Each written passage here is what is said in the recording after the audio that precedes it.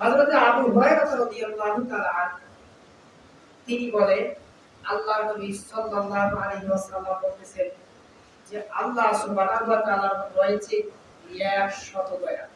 কত রয়েছে? ইন্না লিল্লাহি মিআতান রাহমাতান, আল্লাহর কাছে রয়েছে 100 দয়া। সেই দয়া থেকে আল্লাহ সুবহানাহু ওয়া তাআলা বাইরে জিন্নি ওয়াল ইনস আল্লাহ তাআলা ভাগ করে দিলেন মানুষকে, জীব জাতিকে, পশু পাখিকে, কীট পতঙ্গকে। শুধুমাত্র এক ভাগ দয়া। কয় ভাগ? তাহলে আল্লাহর কাছে রয়েছে 100 ভাগ দয়া। তার মধ্যে আল্লাহ তাআলা পুরা মানব জাতির জন্য আল্লাহ তাআলা সমস্ত সৃষ্টির মাঝে শুধুমাত্র একটা ভাগ দয়া আল্লাহ তাআলা দিলেন। এই দয়ার দ্বারা আমরা পরস্পরকে মায়া করি। মা তার সন্তানকে মায়া করে, সন্তান তার মাকে দয়া করে, অর্থাৎ প্রত্যেকটা জীব আরেকটা জীবকে দয়া করে। শুধুমাত্র 1%, কয় পার্সেন্ট?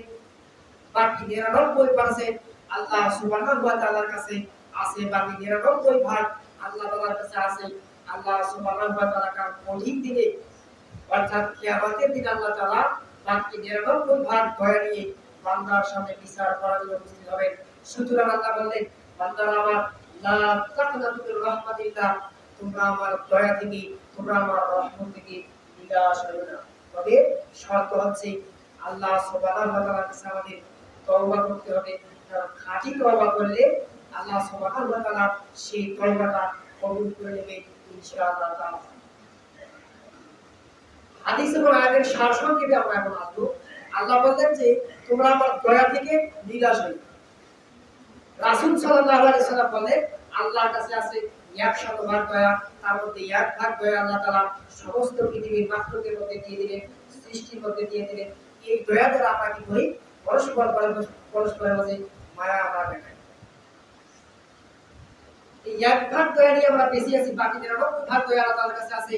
বিচারের দিন আল্লাহ তাআলা তার সমস্ত দয়া নিয়ে হাজির হবেন। সুতরাং আল্লাহ বলেন, বান্দারা আমার লা তাকনাতু মির রাহমাতিল্লাহ, তোমরা আমার দয়া থেকে নিরাশ হয়ো না। আমি আল্লাহ তাআলা অত্যন্ত দয়াশীল।